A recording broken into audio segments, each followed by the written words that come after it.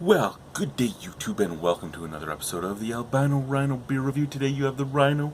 We were looking at a beer from Niagara College. So, about 2 years ago we hit 100 breweries.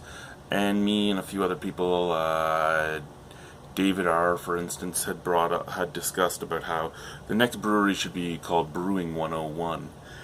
And it never ended up coming. But Niagara College Teaching Brewery did come out with Beer 101 this year. And so this is basically an introductory to each different style, showing you what the style should kind of be like, what to expect out of the style. And today we're going to do the lager. So Beer 101 lager, a beer lesson in a can. So this is 5% alcohol now. Over here on the back, it goes, today's lesson is lager. From the German to store, lagers were deprived from ales in the were separated from ales in the mid 1800s due to the advent of microbiology and the recognition of various yeast varieties. Now they knew why beers required cold storage to ferment. 9 out of 10 beers drank in the world are lagers. But this number is dropping with the rise of craft brewing.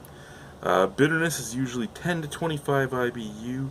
Color is usually straw to pale gold. ABV usually 4 to 5% in alcohol. Made from pale malted barley, rice, and corn for lighter color and body, while maintaining alcohol level. Aroma is usually clean, light hop, and very low malt. Flavor is usually clean and crisp with a light hop and very low malt character. Premium versions will have more character.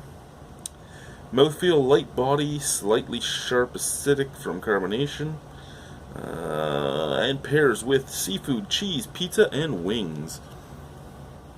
The pairing is actually pretty much spot on. This is just your average lager is just your beer. A beer, you know? Just beer to be beer.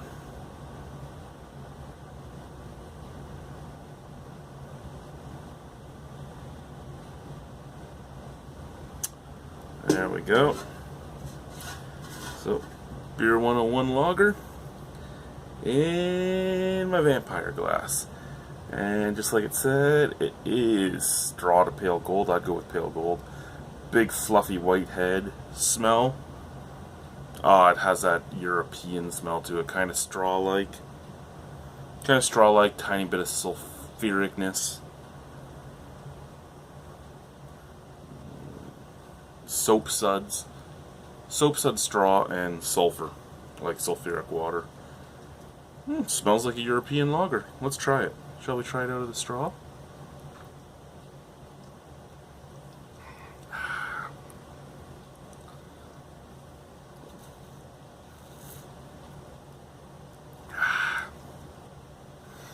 Yeah.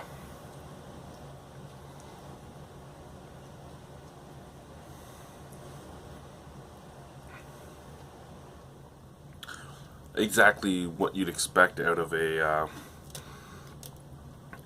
just basically your average pale lager. Kind of slight breadiness, slight biscuitiness, a little bit of dirty hoppiness on the back end, a little bit of straw flavoring.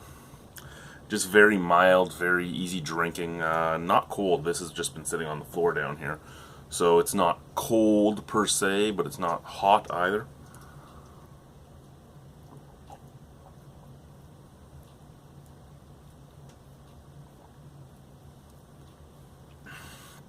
Easy to drink. Very easy to drink. If you're going out and you want to know a quintessential lager, this is really it. Light-bodied. Excuse me. The sulfuric smell didn't pass over into the taste. It has a little bit more like earthiness and biscuitiness than the average macro lager.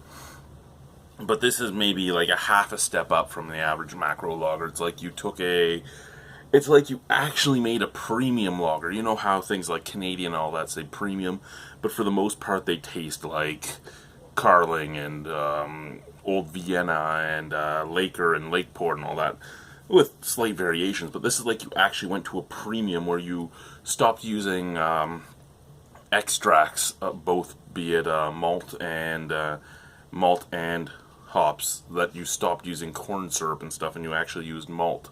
It's just basically that. It's an adjunct lager.